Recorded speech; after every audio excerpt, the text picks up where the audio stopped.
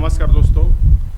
Political science के class को continue रखते हुए जो हमारा अगला अध्याय 5 है, तो इसमें संविधान की प्रस्तावना। आज हम लोग इस पर चर्चा करेंगे कि संविधान की प्रस्तावना जो है, इसकी विशेषताएं क्या हैं, कैसे लिया गया, और इसके सारे तथ्यों के बारे में हम ए टू जेड जानेंगे। आते हैं हम लोग बिना देर किए हुए। ये आपको जानकारी होनी चाहिए कि सर्वप्रथम मैंने अगर पूरे विश्व के अगर लिखित संविधानों में देखा जाए, जहाँ संविधान लिखा गया है, तो सबसे पहले अमेरिकी संविधान में प्रस्तावना को सम्मिलित किया गया था, और इसके बाद और दुनिया के कई देशों ने क्या किया, इसे अपनाया था। तो सवाल ये आ जाए कि संविधान में जो प्रस्तावना है और प्रस्तावना की जो भाषा थी, कहाँ अपनाया गया? अमेरिकी संविधान में। अब बाद में उसका नकल दुनिया के देशों ने किया है। प्रस्तावना संविधान के परिचय अथवा भूमिका को कहते हैं। इसमें संविधान का सार होता है। प्रख्यात न्यायविद और संवैधानिक विशेषज्ञ N.A. पालकीवाला ने प्रस्तावना को संविधान का परिचय पत्र कहा है। बिल्कुल सही है। हमारा जो प्रस्तावना है, हमारे संविधान का पूरा निचोड़ होता है, और प्रस्तावना संविधान की जो दिशा होता है, दशा होता है, मूल उसमें जो बातें होती हैं, लगभग प्रस्तावना में कह दी जाती हैं। भारतीय संविधान की प्रस्तावना पंडित नेहरू द्वारा बनाए और पेश किए गए थे। ध्यान दीजिएगा, पंडित जवाहरलाल नेहरू जो थे, यही प्रस्तावना के प्रेषक थे, एवं संविधान सभा द्वारा अपनाए गए उद्देश्य प्रस्ताव पर आधारित है। माने जो संविधान का जो हमारा उद्देश्य होगा, ध्यान रखिएगा, उद्देश्य प्रस्ताव का ही एक कन्वर्टेड रूप भारत में किसने तैयार किया? JL नेहरू ने, और वहीं प्रस्तावना कहलाया। इसे 42वें संविधान अधिनियम 1976 द्वारा संशोधित किया गया, जिसने इसमें समाजवादी, पंथनिरपेक्ष और अखंडता शब्द सम्मिलित किया गया। ध्यान रखिएगा, प्रस्तावना में क्या जोड़ा गया है? समाजवादी, पंथनिरपेक्ष और अखंडता। प्रस्तावना में जो भी शब्दावलियां हैं, इनकी हम सबकी चर्चा बारी बारी से करेंगे। अब हम आपको संविधान की जो प्रस्तावना है, जो वर्तमान समय संविधान की प्रस्तावना, इसको मैं आपको बताता हूं। हम भारत के लोग भारत को एक संपूर्ण प्रभुत्व संपन्न, समाजवादी, पंथनिरपेक्ष, लोकतंत्रात्मक गणराज्य बनाने के लिए तथा उसके समस्त नागरिकों को सामाजिक, आर्थिक और राजनीतिक न्याय, विचार, अभिव्यक्ति, विश्वास, धर्म और उपासना की स्वतंत्रता, प्रतिष्ठा और अवसर की समता प्राप्त करने के लिए तथा उन सब में व्यक्ति की गरिमा और राष्ट्र की एकता तथा अखंडता सुनिश्चित करने वाले बंधुत्व बढ़ाने के लिए दृढ़ संकल्प होकर अपनी इस संविधान सभा में आज तारीख 26 नवंबर 1949 को एतद द्वारा इस संविधान को अंगीकृत, अधिनियमित और आत्मार्पित करते हैं। आप देख लें कि हमारा जो संविधान है, वह व्यक्ति की गरिमा की भी बात करता है, व्यक्ति की बंधुत्व की भी बात करता है। आज हमारे भारतीय समाज में क्या है? इन सब चीज़ों का ही समावेश है। माने एक जो सभ्य समाज होना चाहिए, तो सभ्य समाज में जो बातें होनी चाहिए, उन सभी को प्रस्तावना में क्या किया गया है? सम्मिलित कर दी गई है। हमारा संविधान का जो मूल ढांचा है, वो पूरी तरह से प्रस्तावना में ही क्या हो जाता है? झलक जाता है। प्रस्तावना को कि जो तत्व होते हैं, तो प्रस्तावना में 4 मूल तत्वों को समाहित किया गया है। 4 मूल तत्व। पहला तत्व है आपका कि संविधान के अधिकार का स्रोत। संविधान के अधिकार का स्रोत। प्रस्तावना कहती है कि संविधान भारत के लोगों को शक्ति अधिकृत करती है। हमारा अधिकार क्या होता है? वही हमारा मूल अधिकार है। हर एक व्यक्ति को देश में एक अधिकार तो होना ही चाहिए।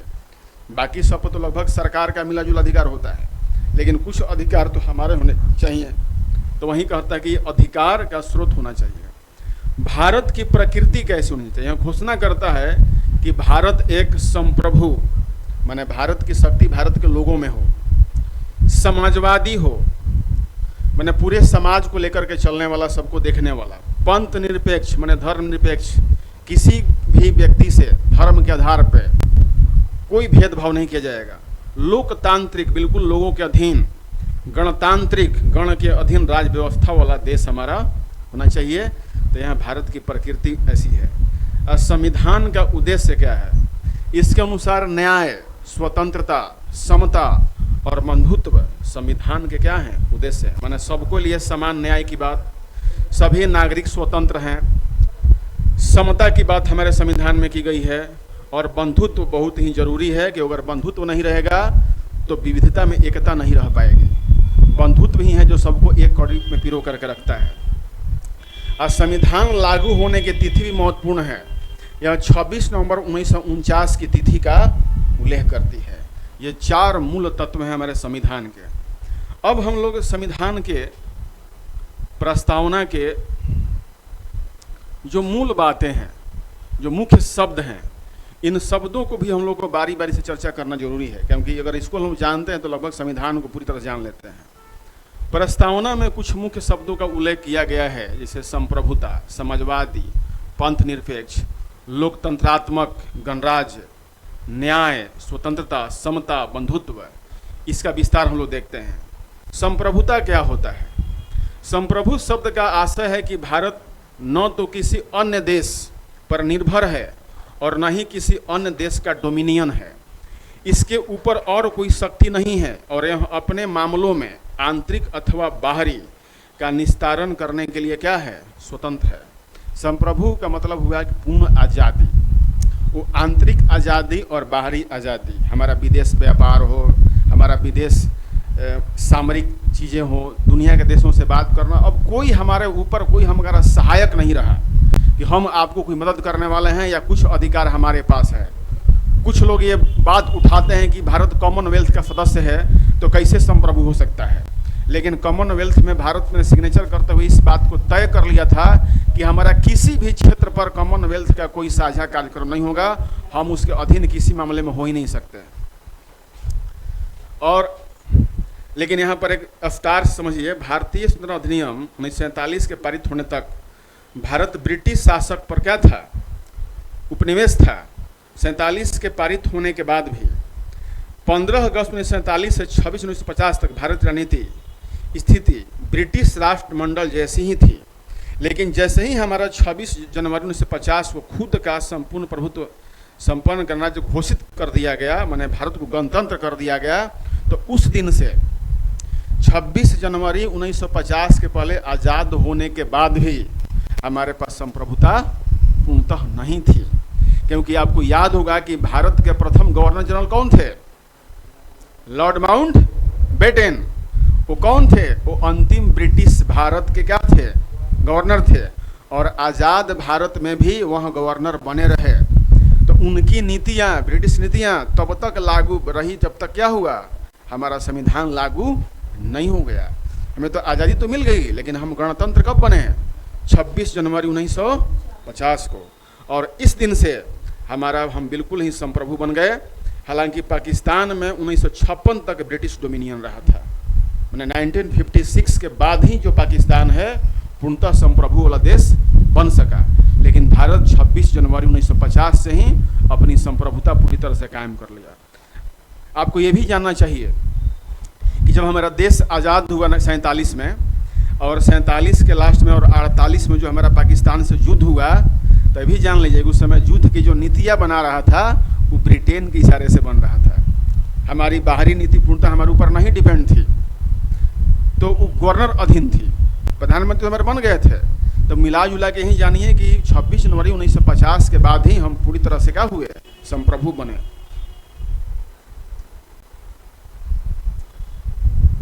यद्यपि वर्ष 1949 में भारत ने राष्ट्रमंडल की सदस्यता स्वीकार करते हुए ब्रिटेन को इसका प्रमुख माना था।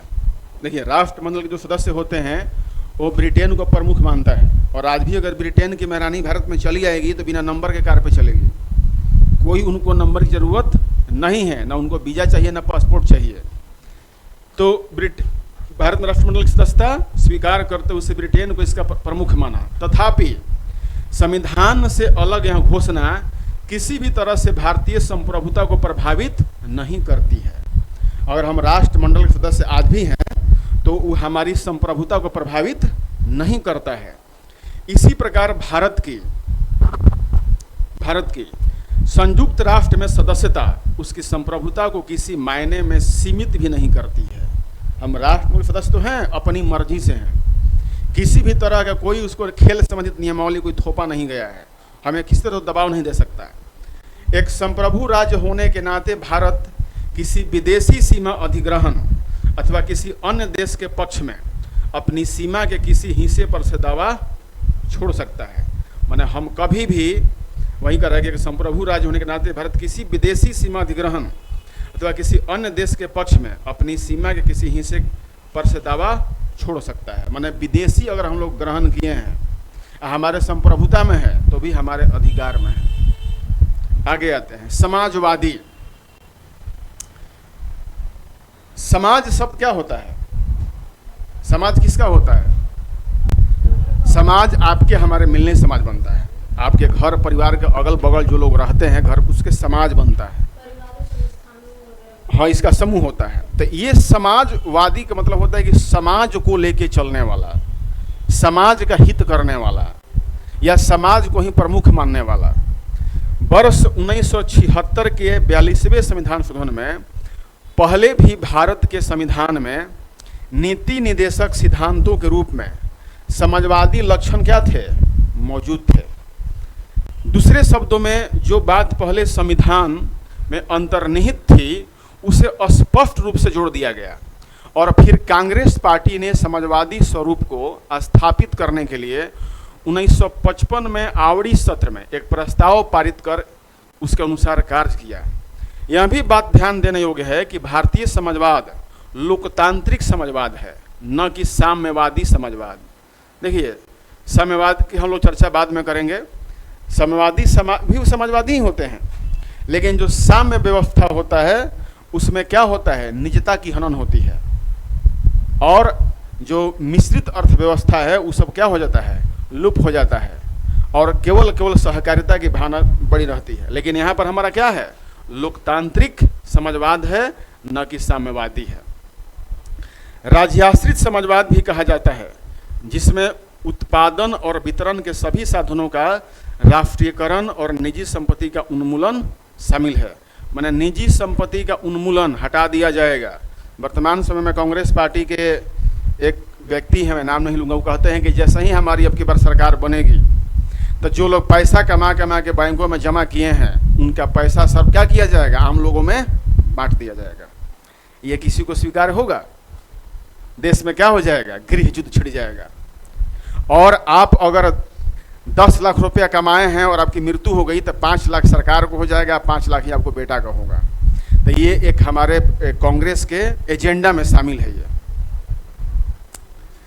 लोकतांत्रिक समाजवाद मिश्रित अर्थव्यवस्था में आस्था रखता है। ध्यान दीजिएगा कि जो लोकतांत्रिक समाजवाद है वो मिश्रित अर्थव्यवस्था में आस्था रखता है, जहां सार्वजनिक और निजी क्षेत्र साथ साथ मौजूद रहते हैं।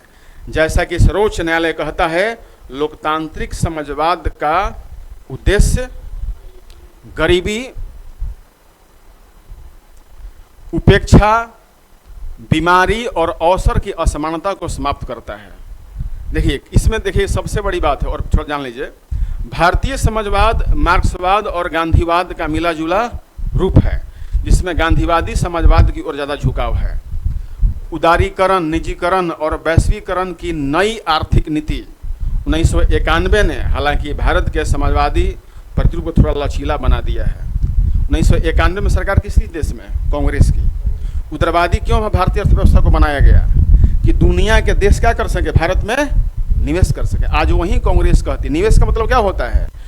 विदेशी आके आपके देश में पैसा लगाएं और आपकी जो कंपनी कोई घाटा में चल रहा है तो उसका अधिग्रहण करें, चाहे अपना कंपनी खोले। आज भी सरकार यही कह रही है, तो आज विपक्ष कह रहा है कि आप देश बेच रहे हैं। तो 99 में क्या था भाई? उदार। हमारी अर्थव्यवस्था क्या हो गई? उदार हो गई। हम सबके लिए, पूरे विश्व के लिए भारत का पोर्टल क्या कर दिए? खोल दिए कि आप आइए, हमारे यहाँ इन्वेस्ट कीजिए, पैसा कमाइए, हमें टैक्स दीजिए।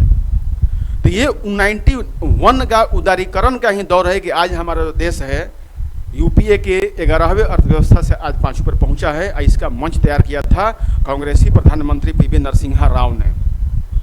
अगर वो कहते कि नहीं, हम केवल समाजवाद में ही बंधे रहेंगे, निजता का हम उन्मूलन कर देंगे, तो आज भारत गरीब से गरीब हो गया होता है। और आज भारत में, जैसे आप चले जाइए इंडोनेशिया में चले जाइए, तो इंडोनेशिया में रुपया क्या हाल है, वहाँ पे लाख लाख रुपए के नोट छपते हैं।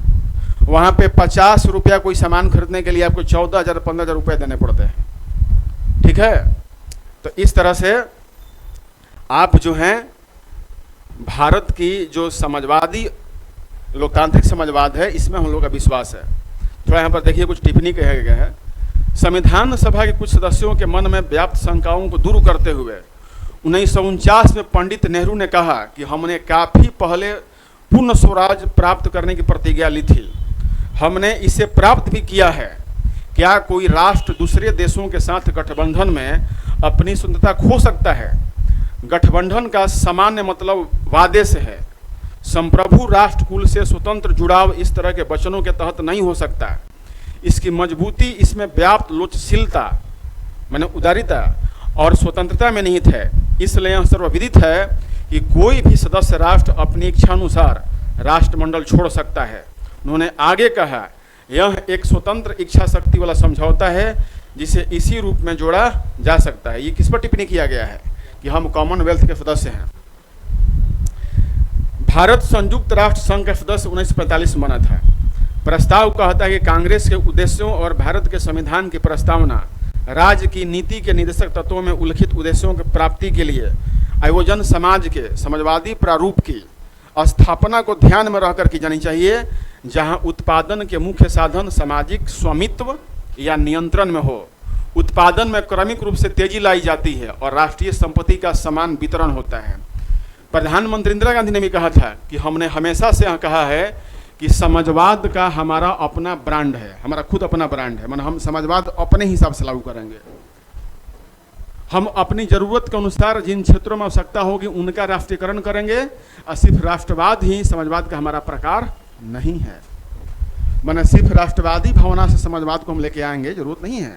देखिए, यही जो समाजवाद है, इसी तरह हमारे बैंकों का क्या किया गया था, राष्ट्रीयकरण किया गया था। क्योंकि अगर बैंक का राष्ट्रीयकरण नहीं किया गया तो देश में क्या हो जाएगा, वित्त की अनियमितता हो जाएगी। आज बैंकों पर रिजर्व बैंक का कब्जा है कि नहीं है? रिजर्व बैंक क्या है? एक लगभग स्वतंत्र वित्तीय निकाय है जो प्रधानमंत्री को भी सुझाव देता है, और प्रधानमंत्री को भी अगर उसे कुछ करना हो तो क्या होते हैं, उससे परामर्श लेते हैं और उससे कदमों पर ही आधारित होते हैं। तो मिला जुला करके देखा जाए तो भारत में जो समाजवाद है वो भारतीय लोकतांत्रिक समाजवाद है, साम्यवाद नहीं है। नवीन जी, क्या हाल चाल है? ठीक है ना? देखिए, जब पंडित जवाहरलाल नेहरू क्या कहते थे वो भी जान लीजिए। पंडित जवाहरलाल कभी इस पक्ष में नहीं थे कि देश में बहुत बड़े उद्योगपति और बड़े बड़े उद्योग लगाए जाएं। उनका मानना था कि संपत्ति का क्या होगा, संपत्ति का निजीकरण ज्यादा हो जाएगा। लेकिन इसके चलते देश सदियों तक गरीब रहा। अगर देश में कोई व्यक्ति अरबपति खरबपति हो गया तो उसका 30% पैसा किसको मिलता है, इंडियन गवर्नमेंट को। तो फिर वो स्वतंत्र कैसे है? उस 70% में उसके सारे खर्चे हैं, लागत हैं, स्थापना है, सब है, कंपनी के कारोबार हैं, कंपनी कर्मचारी हैं, सब हैं। तो सिर्फ 30% टैक्स मत दीजिए। कोई कंपनी, मान लीजिए कि हम ये सिविलियन कंपनी चला करके और शुद्ध जो बचत का उसका हम लोग 30% आपको दे रहे हैं, तो बाकी में तो हमारा कर्मचारी है, हमारा स्थापना खर्च सब कुछ है ना, तो कहाँ फ्री रहा? इस बात को सही में वही कांग्रेसी सरकार ने उनके जवाहरलाल नेहरू के बाद उनकी पुत्री और पुत्र राजीव गांधी रहे तब तक पूरी तरह से वास्तविक समाजवाद लोचशील वाला देश में लागू नहीं हो सका था। ये लागू तब हुआ जब कांग्रेस की ही सरकार 1991 में पीवी नरसिम्हा राव और वित्त मंत्री मनमोहन सिंह आए।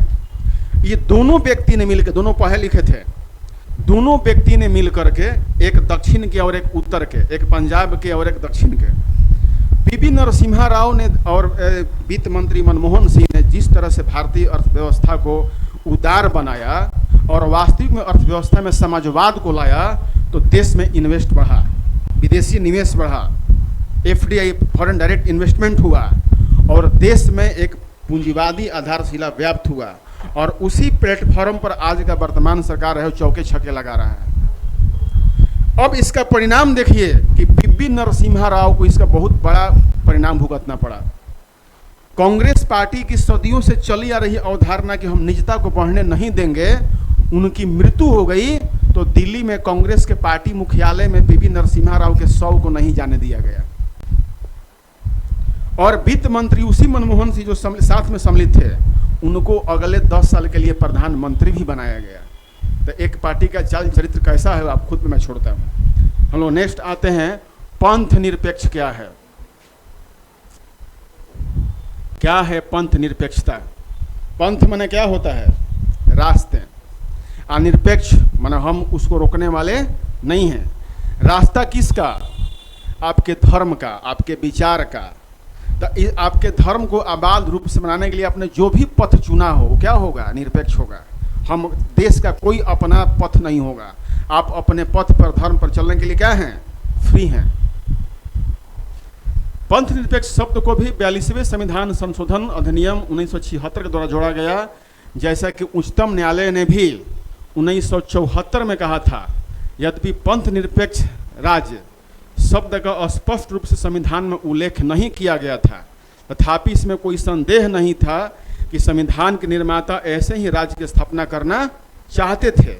इसलिए संविधान में अनुच्छेद 25 से 28 धार्मिक स्वतंत्रता के अधिकार को क्या कर दिया गया था? जोड़ दिया गया था। मैंने जब संविधान बनाया गया तो उस समय संविधान के लिए पंथ निरपेक्ष और धर्म कोई शब्द नहीं जोड़ा गया, लेकिन उसके अनुच्छेदों में क्या किया गया? 25 से 28 में धार्मिक स्वतंत्रता को बात कही गई थी। ठीक है, नेक्स्ट। भारतीय संविधान में पंथ निरपेक्ष की सभी अवधारणाएं विद्यमान हैं, अर्थात हमारे देश में सभी धर्म समान हैं और उन्हें सरकार का समान समर्थन प्राप्त है। माने कोई किसी में रोकेगा नहीं। लोकतांत्रिक, इस पर चर्चा हम एक अलग से प्राइवेट वीडियो में करेंगे। ये क्लास है कि देश लोकतांत्रिक है कि नहीं है, और रियल में आज में देश में लोक नीति है कि नहीं है। संविधान की प्रस्तावना में एक लोकतांत्रिक राज्य व्यवस्था की परिकल्पना की गई थी। यह प्रचलित संप्रभुता के सिद्धांत पर आधारित है, अर्थात सर्वोच्च शक्ति किसके पास है? जनता के हाथों में है। यहां पर एक टिप्पणी दिया हो, पढ़ लिया जाए। जीबी पंत कृषि और तकनीकी विश्वविद्यालय बनाम उत्तर प्रदेश राज्य 2000 में एक वाद था। नकारा बनाम भारत संघ 1982। राज्य का धर्म पंथ के प्रति व्यवहारिक आधार पर 3 तरह के राज्यों को अपनाया गया था। नास्तिक राज्य, धर्म विरोधी राज्य जो सभी धर्मों का विरोध करता हो, आज भी नास्तिक हैं देश में। और सैद्धांतिक राज्य, ऐसा राज्य जिसका अपना विशेष धर्म होता है, जैसे बांग्लादेश, बर्मा, श्रीलंका, पाकिस्तान आदि। धर्मनिरपेक्ष राज्य, ऐसा राज्य जो धर्म के मामले में तटस्थ रहता है और इस तरह उसका अपना कोई विशेष धर्म नहीं होता। उदाहरण के लिए अमेरिका, भारत। ठीक ना? GS Pande, constitution law of India, Allahabad की किताब से लिया गया है ये बात। तो अमेरिका और भारत क्या है? मैंने पहले ही बताया था कि अमेरिका विभिन्न रक्तों का हड़िया है और भारत तो उससे भी ज्यादा रक्त का हड़िया है। अब बात आती है कि नास्तिक राज्य कहने का चिन्ह जो है कि एक बुद्धिस्ट राज्य है, देश है, लेकिन क्या वो रियल बुद्धिस्ट है? नहीं है। चाइना के लोग नास्तिक हो चुके हैं, नास्तिक, और हम लोग क्या हैं? आस्तिक हैं। अब भारतीय हिंदू धर्म देखिए, कम से कम 10 से कम तो आस्थाओं में हम लोग विश्वास नहीं होगा। दुर्गा जी भी रहेंगे, राम भी रहेंगे, गदा लेकर हनुमान जी भी रहेंगे, काली जी भी तलवार लेकर रहेंगे कि नहीं रहेंगे? तो हिंदू घरों में तो ये आस्थाएं सबसे ज्यादा रहती हैं। तत्कालीन केंद्रीय विधि मंत्री HR गोखले ने जो उस समय थे, इस व्यवस्था को ऐसे परिभाषित किया, किसको? लोकतांत्रिक को, कि पंथ निरपेक्ष को, कि जिस धर्म से आप संबंध रखते हैं उसमें आस्था और उपासना की स्वतंत्रता होगी। राज्य के पास करने के लिए कुछ नहीं होगा सिवाय इसे कि वह सभी धर्मों का समान समझे, लेकिन राज्य किसी धर्म का कोई संस्थापक नहीं होगा। इसी तरह भारत के पूर्व मुख्यान्याधीश पीबी गजेंद्र गणकर ने भारतीय संविधान में निहित धर्मनिरपेक्षता या पंथ निरपेक्षता को इस तरह परिभाषित किया, राज्य किसी धर्म विशेष के प्रति समर्पित नहीं हो सकता। यह अधार्मिकता या धर्म विरोधी नहीं है, यह सभी धर्मों को समान स्वतंत्रता प्रदान करता है। डेमोक्रेसी शब्द को दो ग्रीक शब्दों को मिलाकर बनाया गया है, डेमोस और क्रेसिया। इसका तात्पर्य क्रमशः लोगों का शासन है, यही लोकतांत्रिक है। लोकतंत्र को हम लोग क्या कहते हैं? डेमोक्रेसी। ये जो मेन बातें मैंने आपको बताई वो पंथ निरपेक्ष संबंधित था, लेकिन इस लास्ट में जो डेमोस और क्रेसिया पहले ही क्लास में मैंने बताया था कि लोकतंत्र क्या है, तो इसका मतलब होता है कि लोगों के हाथों में शासन। तो आइए एक बार हम लोग पुनः लोकतांत्रिक को देखते हैं कि संविधान के प्रस्तावना में लोकतांत्रिक राज्य व्यवस्था की परिकल्पना की गई है। यह प्रचलित संप्रभुता के सिद्धांत पर आधारित है, अर्थात सर्वोच्च शक्ति किसके पास है? जनता के हाथों में है। लोकतंत्र दो प्रकार का होता है, एक होता है प्रत्यक्ष और अप्रत्यक्ष। प्रत्यक्ष लोकतंत्र में लोग अपनी शक्ति का इस्तेमाल प्रत्यक्ष रूप से करते हैं, जैसे स्विट्जरलैंड में। प्रत्यक्ष लोकतंत्र के 4 मुख्य औजार हैं, इनके नाम है परिप्रेक्षा, रिफरेंडम, पहल, इंडिटिएटिव, प्रत्यावर्तन या प्रत्याशी को वापस बुलाना, रिकॉल तथा जनमत संग्रह, प्लेबिस्साइट होता है। तो हमारा कहना है कि भारत में इसको रिकॉल ला देनी चाहिए। हम किसी अगर प्रतिनिधि को चुन के भेजते हैं और वो काम नहीं करता है तो रिकॉल की बात होनी चाहिए। प्रत्यक्ष संविधान से भारत में रिकॉल को क्या करना चाहिए? जोड़ना चाहिए। जनमत संग्रह भारत में सही नहीं है, अभी इसलिए संग्रह नहीं है कि जनमत संग्रह तभी सही है जब सभी लोग सही तरह से जागरूक हो, कोई दबाव नहीं हो। लेकिन यहाँ पैसे की दबाव है, लोभ की दबाव है, लालच की दबाव है। लेकिन रिकॉल होनी चाहिए कि अभी वर्तमान में आम चुनाव हो रहे हैं, आप किसी सांसद को चुन के भेज देते हैं संसद भवन में, वो काम नहीं करता, तो पुनः क्या होना चाहिए कि इलेक्शन कमीशन से मांग करनी चाहिए कि आप एक रिकॉल पुनः बनाइए और हम लोग वोट देंगे कि कितने लोग उनको वापस बुलाना चाहते हैं। ये स्विट्जरलैंड में है, तो वहाँ से इसको अपनाना चाहिए, तब कहीं जाके हमारे प्रतिनिधि जो हैं वो संभलेंगे और काम करेंगे। 5 साल चलते रहिए, चुन के भेज दिया विधानसभा में चाहे लोकसभा में, अब आपके कुल बोलने से कुछ नहीं होगा। वो कुछ भी नहीं कर रहा है तो आपको सुप्रीम कोर्ट भी कुछ नहीं कर सकता। तो ये व्यवस्था होनी चाहिए। दूसरी ओर अप्रत्यक्ष लोकतंत्र में लोग द्वारा चुने गए प्रतिनिधि सर्वोच्च शक्ति का इस्तेमाल करते हैं। ध्यान दीजिए, आप जो हैं लोगों को चुन के भेजते हैं कि सारी शक्तियां भैया अब आप ही के हाथ में हैं और आप जो ही हैं हमारे सर्वधर्म हैं, आप हमारे लिए जो कर दिया, हम तो आपको अंगूठा दबा के चाहे उंगली दबा के वोट दे दिया, शक्ति मैंने आप में दे दी कि आपको मैं अपना प्रतिनिधि चुन दिया और हमारे लिए जो काम दिएगा वो आप ही कीजिएगा, और वो नहीं कर रहा है तो फिर भी 5 साल राजा राज करेगा। ये हमारे संविधान में रिकॉल की व्यवस्था होनी चाहिए।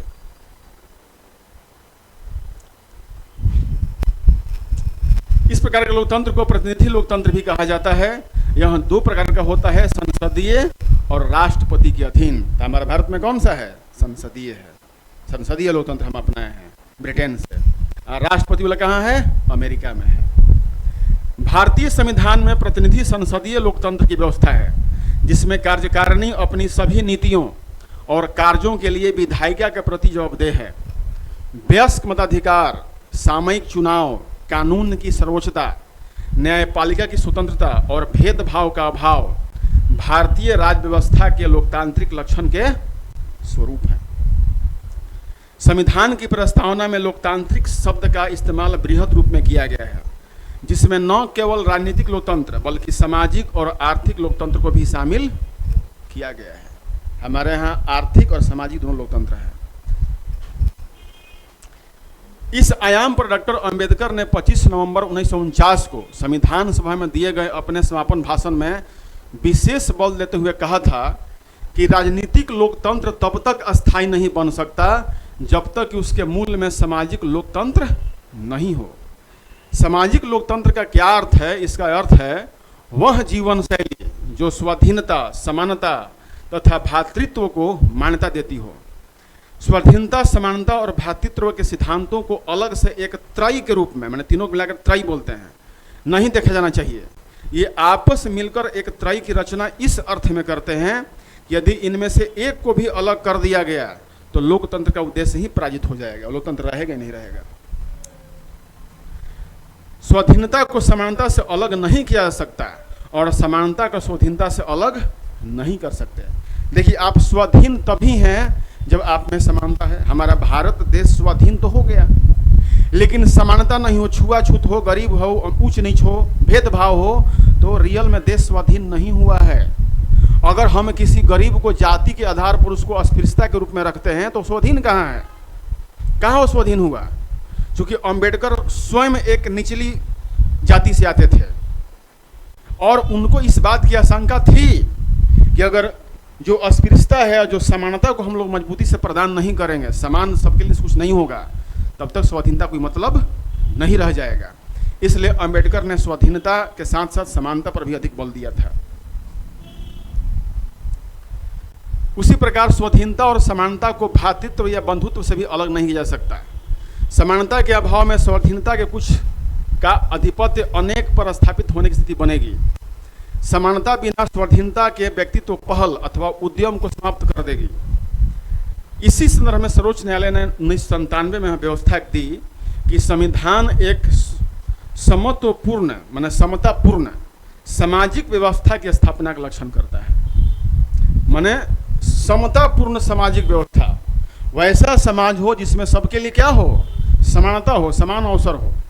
अब देखिए, समान अवसर की जो बात की जाती है, कुछ लोग कहते हैं कि रिजर्वेशन नहीं देनी चाहिए, गलत है। जो परिवार सदियों से पिछड़ा रहा है, विकास उसका नहीं हुआ है, और एक व्यक्ति अगड़ा हो और दोनों को समान रूप से डाल दिया जाए। उदाहरण के लिए कह दें कि एक ऐसा सरकारी विद्यालय, हालांकि सरकार मेरी इस बात पर टिप्पणी कर सकता हूँ, फ्री है, एक ऐसा सरकारी विद्यालय जहाँ पर कोई मूलभूत सुविधाएं प्राइमरी विद्यालय में नहीं हो, न कंप्यूटर हो, न टैब हो, न कोई नई चीज़ सीखने को मिले, और एक वहीं प्राइवेट विद्यालय जिसे धीरू भैया अंबानी ने चला रहे हो मुंबई में, वहाँ के प्राइमरी विद्यालय का बच्चा, और दोनों को कहा जाए कि दोनों आप एक समान परीक्षा में बैठो, आपको ये दिया जाएगा, तो ये तो बिल्कुल उनके साथ अन्याय हो जाएगा।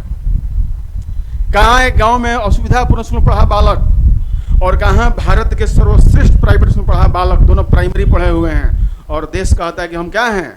समानता का अधिकार दे रहे हैं। आज देख लीजिए, आज बिहार जैसे राज्य में के पाठक अगर शिक्षकों को डंडा कर रहे हैं तो सरकार कहती कि ये डंडा बहुत कड़ा लग रहा है, भैया डंडा थोड़ा ढीला करो।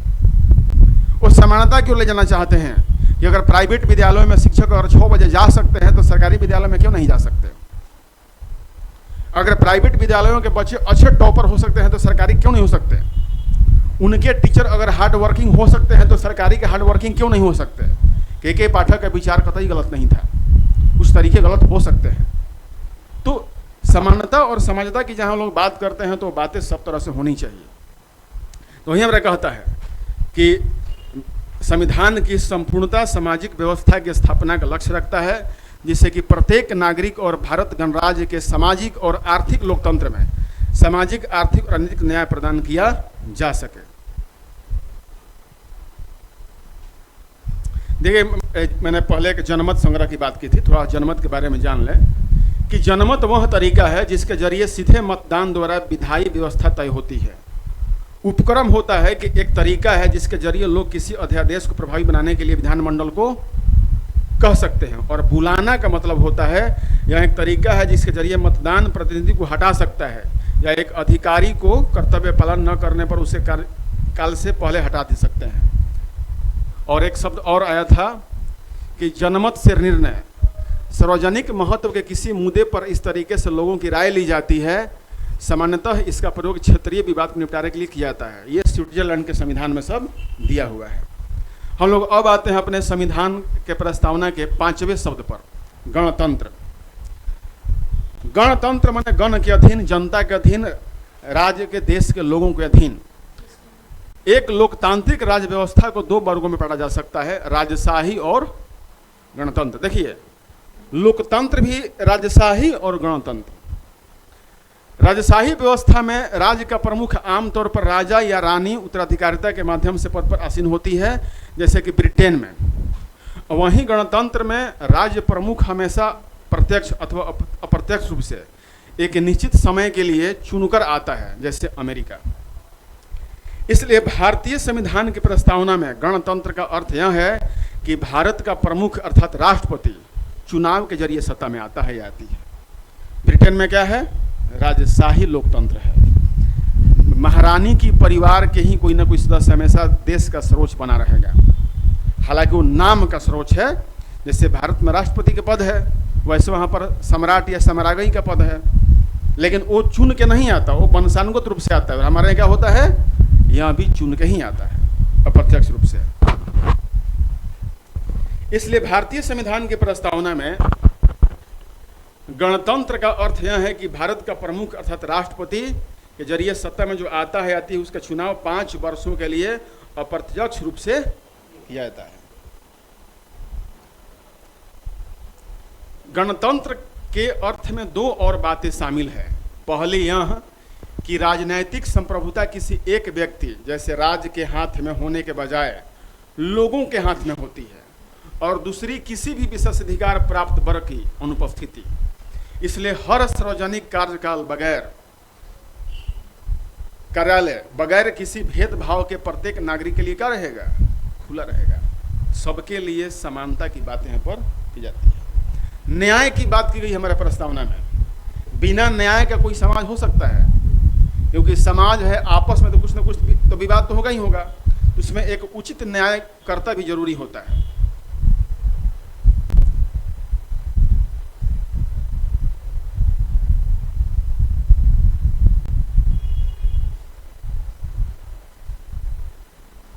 न्याय प्रस्तावना में न्याय 3 विभिन्न रूपों में शामिल है: सामाजिक न्याय, आर्थिक न्याय और राजनीतिक न्याय। माने हमारा जो न्याय कितने भाग बटा है? समाज में भी न्याय होना चाहिए, आर्थिक न्याय होना चाहिए और राजनीतिक न्याय होना चाहिए। राजनीति में भी सबके लिए न्याय बराबर होना चाहिए, समाज में भी आप हैं तो, और पैसा कमाने, धन बटोरने या आपका कोई काम कर उसमें न्याय होनी चाहिए। इनकी सुरक्षा मौलिक अधिकार और नीति निर्देशक सिद्धांतों के विभिन्न उपबंधों के जरिए की जाती है।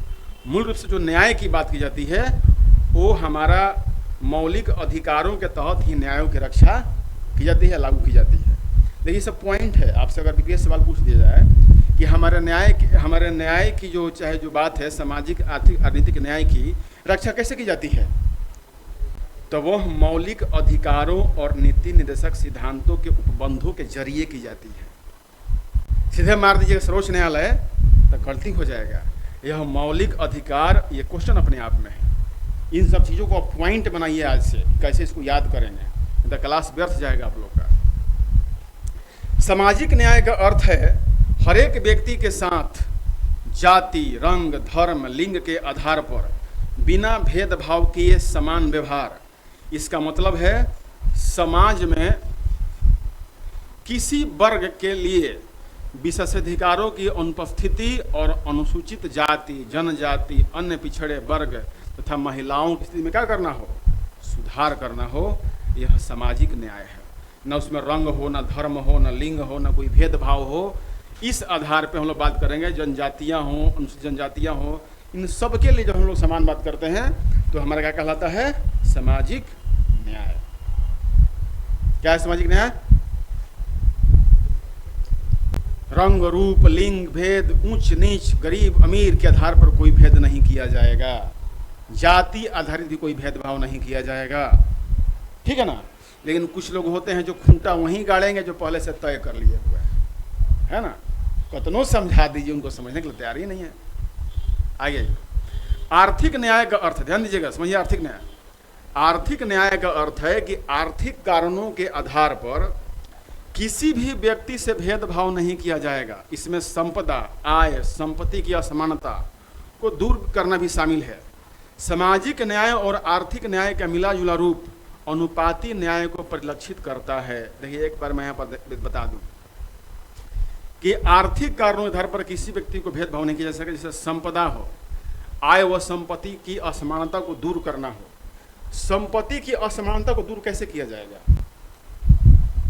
जैसे कोई व्यक्ति इस गर्मी के दिन में भी सुबह घर से 6 बजे आके और रात को 8 बजे घर जाता है परिश्रम पुरुषार्थ करके, और वह धन कमा के सरकारी बैंकों में चाहे अपने तिजोरी में रखा है, और एक व्यक्ति सुबह उठता है 12 बजे और फिर खा के सो जाता है शाम के 5 बजे तक, आता है 1 घंटा काम कर चला जाता है, तो उसके पास धन संचय होगा? अब कहें कि नहीं, देश के तो सभी लोगों को संपत्ति बांट दो। जो 15 घंटा पसीना बहाकर पैसा कमाया और जो 1 घंटा कुछ करके चला गया, अब कहते हैं कि इसका पैसा उसको दे दीजिए। ये न्याय नहीं हुआ, ये न्याय नहीं हुआ। न्याय ये हुआ कि जो 1 घंटा काम करने के लिए आता है उसको समझाइए, अथवा उससे अगर आगे नहीं बढ़ा जा रहा है या जो लोग पिछड़े रहे हैं उनसे नहीं हो पा रहा, तो उनके लिए कुछ विशेष प्रावधान कीजिए, उन्हें धन मत दीजिए। इसीलिए सरकार ने स्किल डेवलपमेंट की बात कही कि आपको कुछ नहीं आता तो स्किल सीख लुआ करके काम करो। अगर स्किल सीख लिया, तुम्हारे पास पैसे नहीं तो हमसे 2 लाख 5 लाख 10 लाख ले लो, काम करो। गारंटी हम देते हैं, सरकार गारंटी देती है, फिर भी आप 10 लाख रुपया लेकर के उसका जुआ खेल जाओ, आप बोलोगे हम तो बेरोजगार रह गए, सरकार में कुछ कर ही नहीं रही है। तो आर्थिक न्याय तो सरकार कर रही है, करना चाह रही है। अभी पिछले बार में चर्चा की गई कि 5 किलो अनाज क्यों दिया जा रहा है, घर क्यों बना के दिया जा रहा है, सिलेंडर क्यों दिया जा रहा है। भैया, आपको सरकार ने घर बना के दे दिया, आपको चूल्हा बना के दे दिया, आपको शौचालय दे दिया और आपको खाने के लिए 5 किलो अनाज भी दे दिया। मतलब कि आपका जो आधा परेशानी हो तो दूर कर दिया। अब कहें कि सिलेंडर वो भरा के दे दीजिए, नहीं, आपको कर्मठ बनाना है ना। तो आप घर बनाने के लिए, शौचालय बनाने के लिए और खाने के लिए जो परिश्रम कर रहे थे, सरकार ने उतना तो आपको पहले ही दे दिया। तो आपका जो परिश्रम वो आर्थिक न्याय के लिए है कि आप जब अब अधिक पैसा कमाइएगा तो आगे अपने कुछ भविष्य के लिए सोचिएगा, काम कीजिएगा। तो सरकार तो आर्थिक न्याय काम कर ही रही हो, वो पिछली सरकार हो चाहे वर्तमान सरकार हो, वो कांग्रेस दूसरी किसी भी सरकार हो, वो आर्थिक न्याय की काम करती रहती है। कोई कम करता है, कोई ज्यादा करता है। राजनीतिक न्याय का अर्थ है कि हर व्यक्ति को समान राजनीतिक अधिकार प्राप्त होंगे, चाहे वह राजनीतिक दफ्तरों में प्रवेश की बात हो अथवा अपनी बात सरकार तक पहुंचाने का हो। यही देखिए, समाज का जो पिछड़ा तबका है, गरीब तबका है, जो राजनीति में डायरेक्ट रूप से नहीं आ सकता है, उनके लिए सीटें रिजर्व की गई हैं कि इस सीट पर इस पिछड़ा व्यक्ति, सॉरी चाहे अति पिछड़ा व्यक्ति या समाज के निचले पैदान पर खड़ा व्यक्ति है, वहीं आकर के यहाँ पर बैठ सकता है। महिलाओं के लिए भी बात हम लोग आगे करेंगे। तो मिला जुला कर कहें कि सरकार सभी तरह से समानता की बात तो कर ही रही है, ये दिख भी रहा है। लेकिन होता ये है कि जो लोग पिछड़ों की और गरीबों की राजनीति करते हैं, वे तो दिन दूनी रात चौगुनी तरक्की कर जाते हैं, लेकिन जो लोग उनको प्रतिनिधि चुनते हैं आज भी दाना चुगने के लिए विवश रहते हैं। उदाहरण के लिए कई ऐसे मैं राजनेताओं का नाम ले सकता हूं जो गरीबों को वोटों से पहुंचे संसद, राज्यसभा, विधानसभा, विधान परिषद में, लेकिन वे उन गरीबों को वहीं छोड़ दिए और अपने अमीर हो गए। वो बात की बात है। सामाजिक, आर्थिक और राजनीतिक न्याय के इन तत्वों को 1917 की रूसी क्रांति से लिया गया है। कहां से लिया गया है जी? स्वतंत्रता। स्वतंत्रता का अर्थ है लोगों की गतिविधियों पर किसी प्रकार की रोक टोक की अनुपस्थिति तथा साथ ही व्यक्ति के विकास के लिए अवसर प्रदान करना। प्रस्तावना हर एक व्यक्ति के लिए मौलिक अधिकारों के जरिए अभिव्यक्ति, माने वो अपनी बातों को कह सकता है, अपने विचारों को रख सकता है। विश्वास, धर्म और उपासना की स्वतंत्रता सुरक्षित करती है। इसके हनन के मामले में कानून का दरवाजा खटखटाया जा सकता है और न्याय लिया जा सकता है। जैसा कि प्रस्तावना में कहा गया है कि भारतीय लोकतांत्रिक व्यवस्था को सफलतापूर्वक चलाने के लिए स्वतंत्रता परम आवश्यक है। और हालांकि स्वतंत्रता का अभिप्राय यह नहीं है कि हर एक व्यक्ति को कुछ भी करने का लाइसेंस मिल गया हो। बिल्कुल बात सही है। स्वतंत्रता का मतलब ये नहीं कि आप कुछ भी कर लीजिए, किसी गला काटिएगा, किसी के पॉकेट से पैसा निकाल लीजिएगा, किसी को धक्का दे दीजिएगा, नहीं। स्वतंत्रता भी आपको एक सीमा में ही दिया गया है। स्वतंत्रता के अधिकार का इस्तेमाल संविधान में लिखी सीमाओं के भीतर ही किया जा सकता है। संक्षेप में कहा जाए तो प्रस्तावना में दिया गया स्वतंत्रता और मौलिक अधिकार शर्त रहित नहीं है, माने वो शर्तों के अंतर्गत ही है। आप अपने मुख से विचार उतना ही दीजिए जो दूसरों को हानि नहीं पहुंचाए, दूसरों को कष्ट नहीं दे सके। लेकिन इतना तो कह ही सकते हैं कि एक जनता के द्वारा चुना गया प्रतिनिधि अपने राजा हो गया और उस जनता को ही गरीब रखा। ये इतना हम कह सकते हैं, हमारा अधिकार है।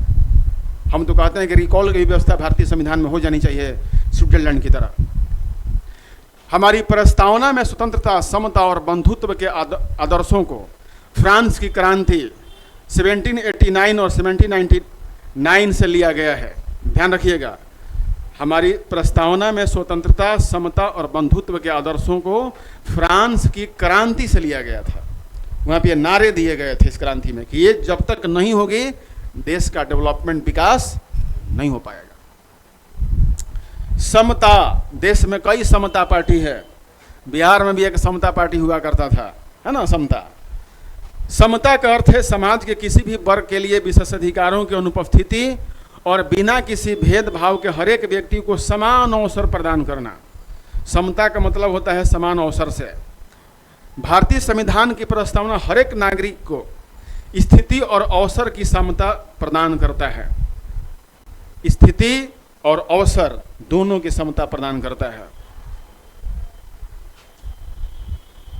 इस उपबंध में समता के 3 आयाम शामिल हैं, नागरिक, राजनीतिक और आर्थिक। मतलब तीनों स्तर पर क्या होना चाहिए, समता होनी चाहिए। नागरिक में भी समानता, राजनीति में भी और धन के मामले में भी। मौलिक अधिकारों पर निम्न प्रावधान नागरिक समता घोषित करते हैं। मौलिक अधिकारों पर जो निम्न प्रावधान हैं वो समता घोषित करते हैं। जैसे क्या है, विधि के समक्ष समता। विधि क्या है, कानून है, न्याय है।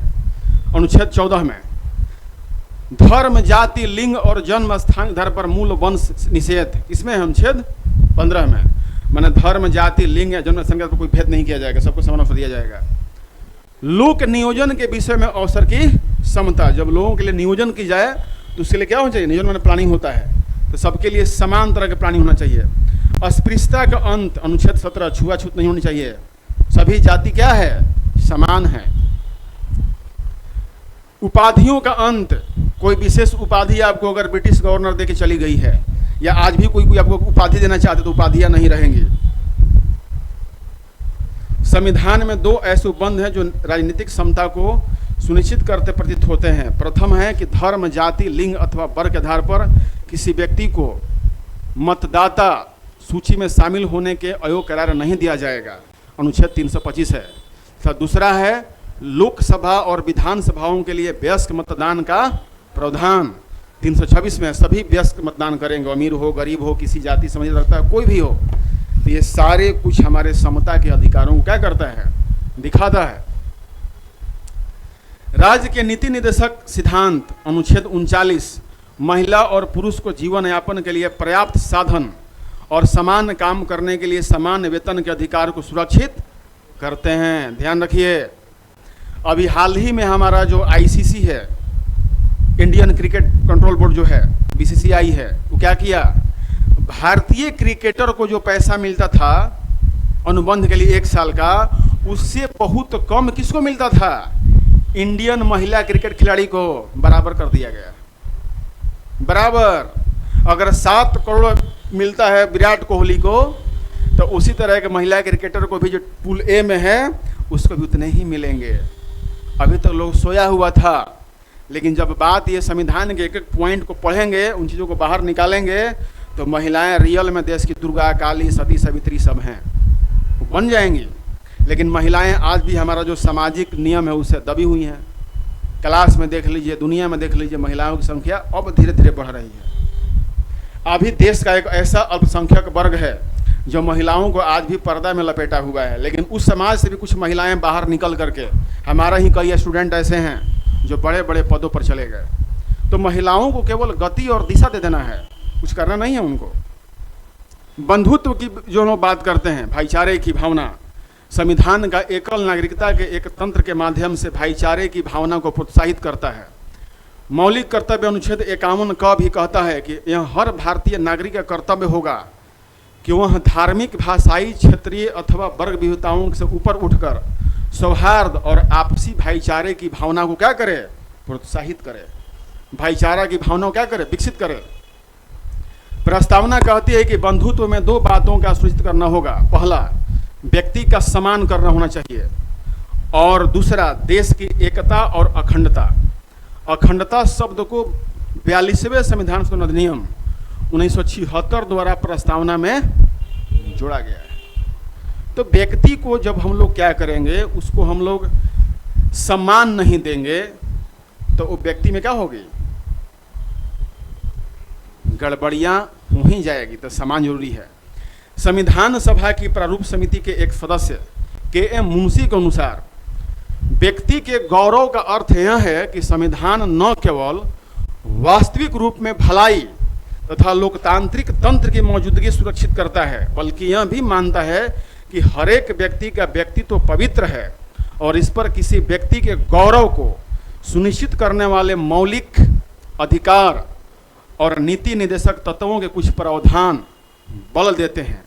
इसके अलावा मौलिक कर्तव्य जो 51 में दिया गया है, कहा गया है कि भारत के हर एक नागरिक की यह जिम्मेवारी होगी कि वह महिलाओं के गौरव को ठेस पहुंचाने वाली किसी भी हरकत का त्याग करे और भारत की संप्रभुता, एकता और अखंडता की रक्षा करे। आज लगता है कि पुरुषों को समाज ने लाइसेंस दे दिया है कि पत्नी को चाहे घर के दूसरी नारियों को प्रताड़ित करें, जो हमारे संविधान इसको बिल्कुल ही नहीं मानता। देश की एकता और अखंडता पद में राष्ट्रीय अखंडता के दोनों मनोवैज्ञानिक और सीमाई आयाम शामिल हैं। संविधान के अनुच्छेद 1 में भारत का वर्णन राज्यों के संघ के रूप में किया गया है, ताकि यह बात स्पष्ट हो जाए कि राज्यों को संघ से अलग होने कोई अधिकार नहीं है। भारत संघ में जो राज्य सम्मिलित हो गए हैं वो अब अलग नहीं हो सकते, किसी भी कीमत पर वो अलग हो ही नहीं सकता है। इसे भारतीय संघ की बदली न जा सकने वाली प्रकृति का परिलक्षण होता है। इसका उद्देश्य राष्ट्रीय अखंडता के लिए बाधक सांप्रदायिकता, क्षेत्रवाद, जातिवाद, भाषावाद जैसी बाधाओं पर माना जाता है। उदाहरण के लिए जान लीजिए, भारत के जितने सीमावर्ती राज्य हैं, सिक्किम हो, नागालैंड हो, मिजोरम, मणिपुर सभी राज्य हैं, इधर चला जाइए जम्मू कश्मीर, लद्दाख हो, ऐसे राज्यों में जो सटे हुए देश होते हैं, पड़ोसी देश, वो चाहते हैं कि इन्हें किसी कीमत पर तोड़ के उनके मुख्य देश से क्या कर दिया जाए, अलग कर दिया जाए। लेकिन भारत में जो भारत राज्यों का संघ होगा, यह हमारे संविधान में है, वो दुनिया का सर्वोच्च न्यायालय जो अंतर्राष्ट्रीय न्यायालय है, वो भी इसके पक्ष में कभी नहीं कह सकता है कि आप अलग हो सकते हैं। या कोई भी यूनाइटेड नेशन हो, वह अधिकार नहीं दे कि भारत कोई भी राज्य भारत से अलग हो सके। यह हमारे संविधान में ही है। तो किसी भी देश के संविधान को तोड़ने के बाद ना अंतर्राष्ट्रीय न्यायालय हैक कर सकता है और ना ही यूनाइटेड नेशन की कोई संस्था कर सकती है। प्रस्तावना का महत्व क्या है भी जान लीजिए। प्रस्तावना में